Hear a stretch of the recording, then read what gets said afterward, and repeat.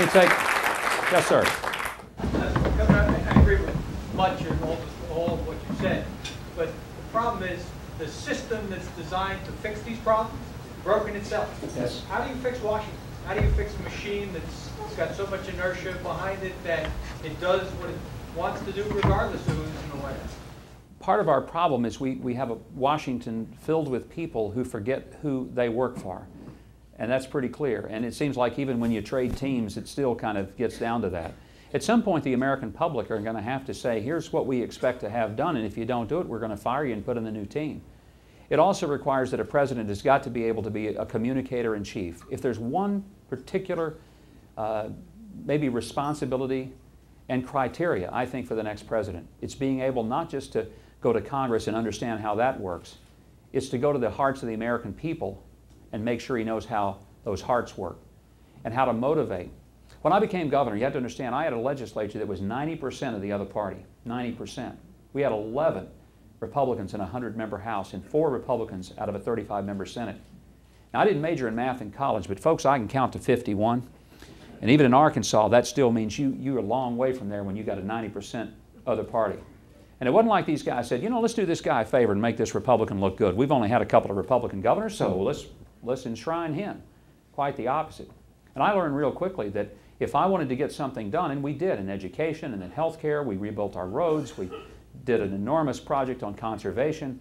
I could go through a litany of things. And how did that get done? Well, it didn't happen because the legislature suddenly decided they loved me. It happened because I sold those projects to the people and asked them to sell it to the people who were their elected representatives. And I found that when the pressure came from the bottom rather than from the top, it worked a whole lot better. But then I had the second piece of that, and that is when it gets done, if you're the CEO, if you will, and you've led that effort to happen, then you don't forget the people who were willing to make it happen. And I went to many Rotary clubs in my state, and I'd bring in the legislators, Democrat legislators, who had helped me pass education bills and transportation bills and health care bills. And I'd praise them in front of their hometown. And I know it made some of my Republican brothers and sisters awfully unhappy when I'd go and put my arm around a Democrat legislator in front of their Rotary Club and in front of their newspaper. But by golly, they deserve the credit. And so often it was a matter of then at least acknowledging that these folks acted like statesmen. At the end of the day, the average American doesn't care who gets the job done, whether it's a Democrat or Republican. Most people are not horizontal in their politics. They're not left, right, liberal, conservative, Democrat, or Republican. They're vertical.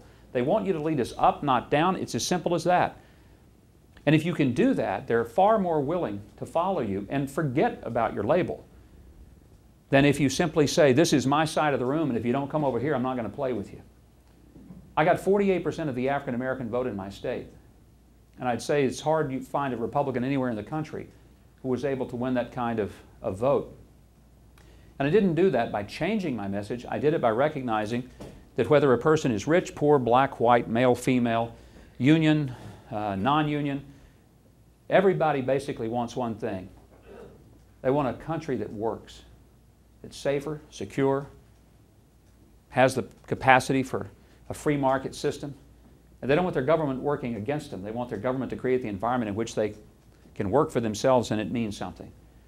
And that's what we have to restore in this country. And it's not easy, and I wouldn't suggest to you that it's all about electing a single president. It's all about really all of America coming to a place where we believe that it's our responsibility to not just live good lives. It's a responsibility, a greater one, a more sacred one, to live lives that make it better for the next generation and never forget that that's what we have to be focused on.